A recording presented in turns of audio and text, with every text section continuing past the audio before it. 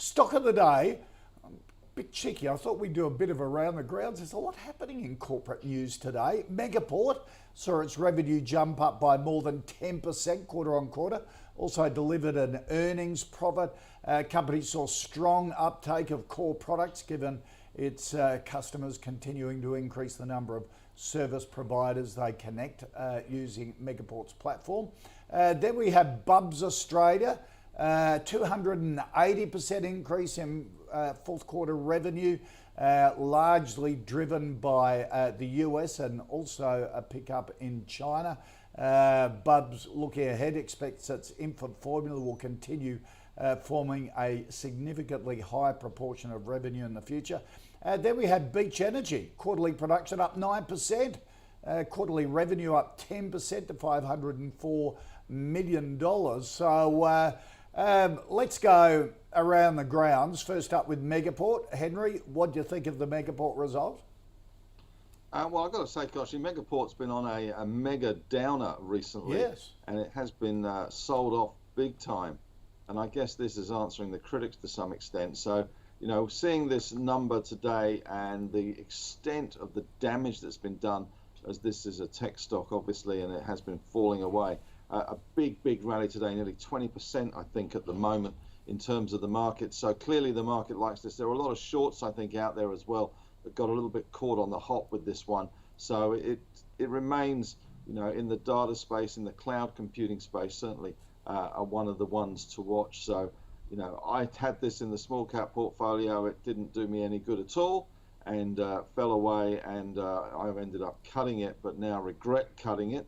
But I'd like to see some broker reaction, I guess, tomorrow. Maybe there'll be another chance to get on board this one. But certainly, to answer the critics, I guess, with this kind of report was pretty good, and the market has reacted accordingly. Plenty of shorts, should do well in the coming days, I would suspect. So hold it if you've got it. Yep. Yeah. Rudy? Definitely. Well, I agree with Henry. I mean, this is not just a technology stock. It's a loss-making technology stock, which has had a few bumps along the way, and that's why it got sold down so heavily. I mean, the market doesn't like non-profitable companies when the reversal kicks in. I think the big news here is not the 10%. The big news is they've actually stopped the bleeding. Yep. So they have responded to market requirements. However, I think when they have to stop the bleeding, and obviously they're now going to preserve cash flow and stuff, it will stint their growth. Right. A company like the position where they're in, they need to spend a lot of money and get their product out there.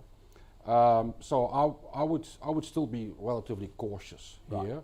But I agree with Henry. There was probably some short covering in there, because it was one of the obvious stocks to short. Yep. Bubs Australia, the infant formula. Yeah. China clamped down on it. Share price sank. Yes. Then US was short of infant formula. So Joe Hockey's Bondi Partners did the deal with them to export into and save American babies. Exactly. They're doing all the right thing, being a small company and responding to market. I mean, longer term, with these small companies, and Henry will probably have a better insight in that one, you have to pick them at the right time. The right time was probably a little bit behind us when they first moved into the US. I mean, at some point, the US will resolve their supply problems, and then Bubs is still one of those little Italy players in that market. So I'm not a big fan of Bubs at all, because it's so small, it's still in development, it's, you can question. And also the industry dynamics are actually quite tightening. And you see that with the likes of A2 Milk having a much tougher time. And China is a very big component in that one. Henry, Bubs, of course, the Northern Beaches of Sydney company, born and bred. It is a born and bred Northern Beaches company. That is true, Koshi. I actually went skiing once and spent the weekend with the husband of the founder of Bubs. Oh, yeah. There you go. They were 45 cents at the time. They're now 64 odd cents. Have to say, I like this one. It's a bit Elvis Presley for me. It's now or never. And this is the opportunity of a corporate lifetime for Bubs. If you can't make money out of the operation Fly Joe Fly in terms of infant formula into the US, then you are doing something wrong. So now it just becomes about execution. This is the gift horse in the mouth. Abbott is in all sorts of trouble, and of course it damages reputations. And we saw this back in China, back in the early 2000s with the melamine issue in terms of their infant formula, and it opened the gate, the floodgate, if you like, for the likes of Bellamy's, A2 milk, and all these, which unfortunately that gate has been slammed a little bit closed in recent times. But Bubs, this is their time in the sun. Don't stuff it up, guys. I added this one to the small cap portfolio. I'm a happy holder. I have been a bit of a Debbie Downer on this one for a long time, I have to say. And I have changed my mind. I think it's always good to be able to change your mind. And I have changed my mind on this one, mainly because this is the golden opportunity. And execution now is key. But all the numbers are heading in the right way. So if you can't make money out of this, you really stuff something up. All right, a buy from Bubs from you. And finally, Beach. Beach upgrade.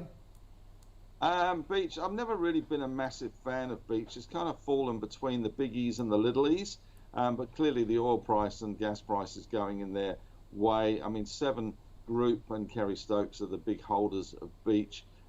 It promises so much, but has had a credibility issue after it downgraded its reserves some little while ago, and that really did whack, I think, for me, my trust in the company. So for me, it's probably a hold only because of the oil price at the moment. Rudi? Yeah, well, you have to be a believer in oil price here. A very simple observation. It's probably about a decade ago when Beach first landed on the radar of most investors, and it was trading at the time between $1 and $2. Guess where it is today? Between $1 and $2, exactly. So I would say trading purposes only, and you have to believe that there's no recession coming and that the oil price stays high. Okay.